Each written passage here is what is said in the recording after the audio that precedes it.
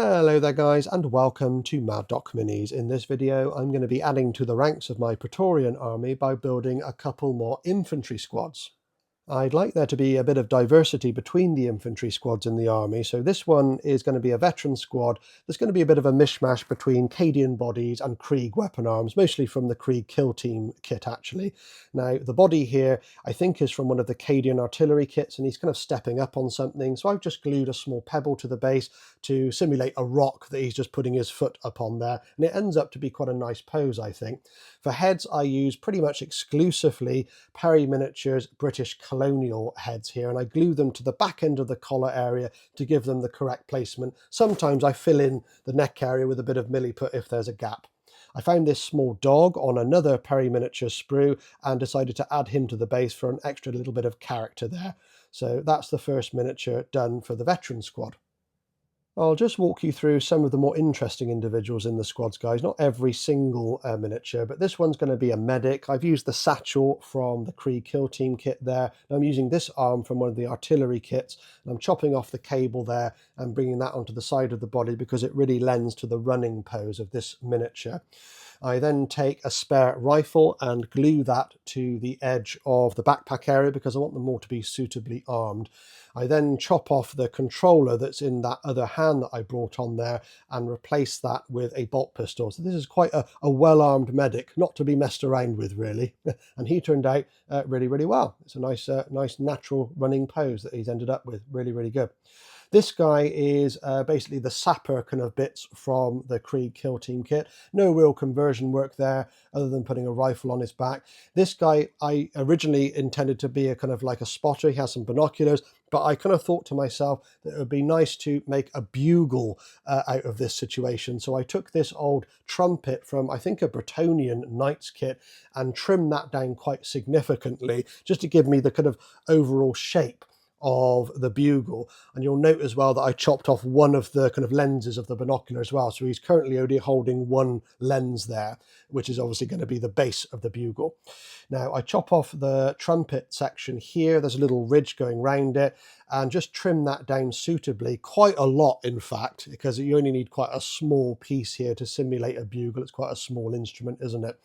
So I just keep trimming away and hacking away at that until I've got something the size and shape that I want. I do a little bit of a dry fit to understand where I need to chop off the narrow end as well, come back in and then just fit that and glue that in place. So a little bit of back and forward here, but I'm glad I did it because you can't really have a Praetorian army without a bugler, can you? It's just not the done thing. It's just not cricket, as they say. Now I made this little ring out of some wire with some pliers. I just bent it into shape. And that's going to be the kind of like, you know, the bit of the bugle on the inside there. You need that little kind of hoop, that ring. That was quite fiddly, but worth it, I think. And I did model his thumb a little bit more with some milliput to make it look like he was properly holding it as well. Now, moving on, I made this guy my least favorite because it's kind of like a mini diorama, which is not my thing, but it's all spare parts I had, guys. So we had these kind of legs from one of the artillery kits, which is kind of like a sitting down leg. So I decided to kind of model him sitting on a bit of a sandbag and a crate there. This guy once again has binoculars, but I thought to myself, well, we need a telescope here, don't we? It's a Praetorian army, let's try and make it nicely themed. So I cut off one of the lenses, much like I did with the bugler before, and in this case I needed to find a small length of kind of cylindrical material to act as the telescope. So I found these on the field ordnance kit. These are like little stabilizers, and that was the right size and shape. So I trimmed that down and basically glued that in place, and it looks like he's got a telescope, which I think is really characterful and nice for a Praetorian army. I did decide to chop off the very end of the lens from the binocular bit that I could have chopped off and glue that onto the end just to make it look a little bit nicer. It just looked a little bit flat otherwise on the end there. So a little bit of fine detail work here, just trimming the very end off that discarded lens from the binoculars and gluing that onto the end there, and that just makes it look a lot better, I think. And I really like that one. One of my favorites, I think. Really nice little pose and very characterful. Now, just to show you here, I do fill in some gaps using some milliput, mostly around the neck area, because I glue the head to kind of the back end of the collar. There's a little gap around the neck that just sometimes needs to be filled in because it's just a bit too big. As you can see, I'm using mostly silicon-based tools to do this. I'm just keeping the milliput nice and wet as I go, and that helps to achieve a smooth finish. Definitely a bit rough and ready, guys, and I'm sure some of you will be cringing here, but I'm just not a perfectionist, and this is a horde army, so I kind of want to get through these, so I'll have to excuse the the kind of shabby nature of what I'm doing here. Now, as I mentioned before, I do in fact use a little bit of milliput on some other areas, including the bugler. So his thumb is already there, but as well as his kind of collar area, I decided to put a little blob of milliput on the thumb area there, just to make sure that it looks okay and that he's holding that bugle properly. And I think it was actually worth doing. The little doggy on the base as well had a little bit of pitting from the kind of mold release process, so I just modelled a little bit of extra fur on his side as well. Next up, I used this miniature. I think he's called Jaromir. I think he's a Cadian character that got hit by a plasma gun and doesn't really talk anymore. He's been through a lot, poor guy.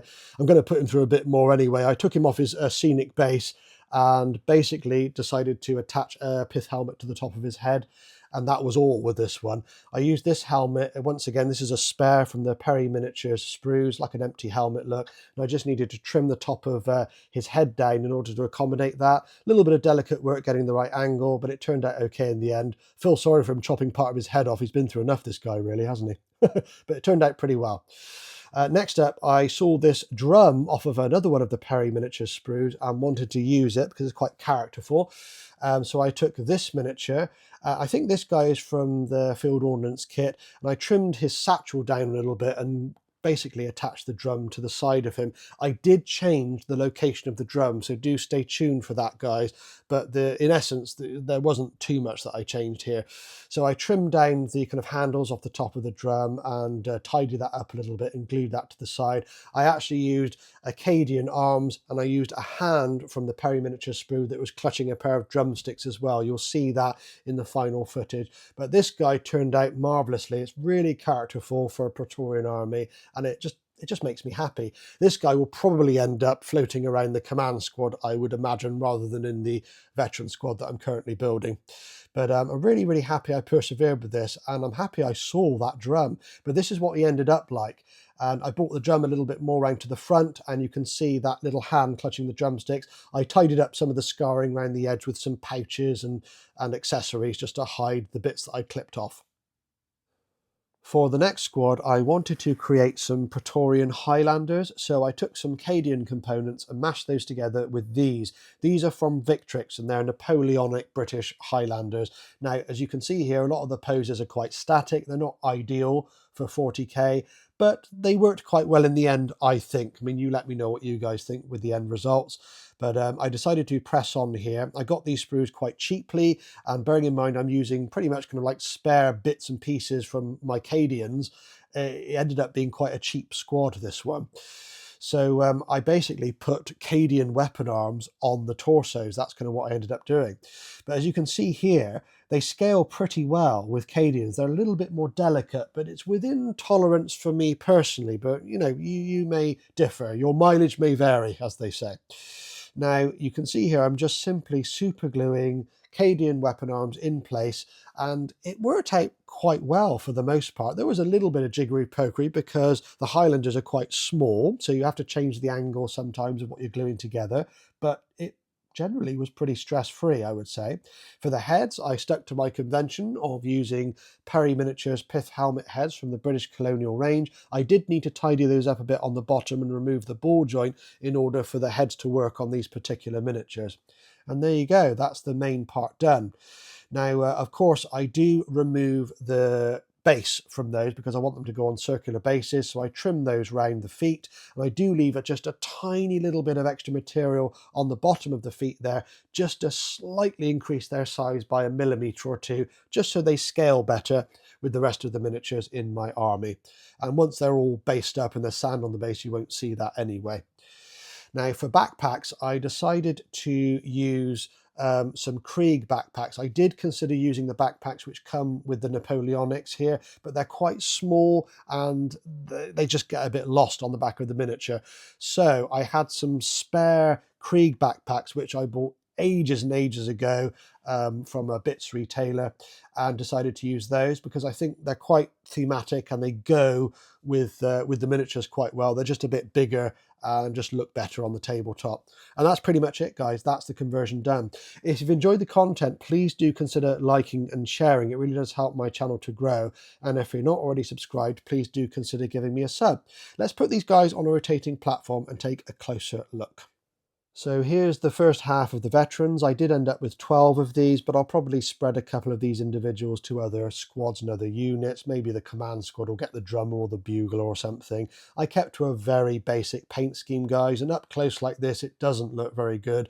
From 2 or 3 feet away, they look pretty passable, really. It is a horde army. I need to keep my morale up on the painting side of things, so do excuse that. I did detail how I go about painting my Praetorians in my main video, and I will put a link to that in the video description just in case you haven't caught that. Please do go and check it out. So we've got the Highlanders next, and I'm really happy with how these turned out. I mean, the scaling is definitely within tolerance for my personal taste. It may offend some of you, the mishmash between the legs and the arms, I don't know. But I did put a bit of extra detail into the kilts. I tried to get a fairly nice tartan pattern there, and I decided to copy a real tartan pattern from the Black Watch Regiment. So there's some plausibility to the colour schemes there, I think.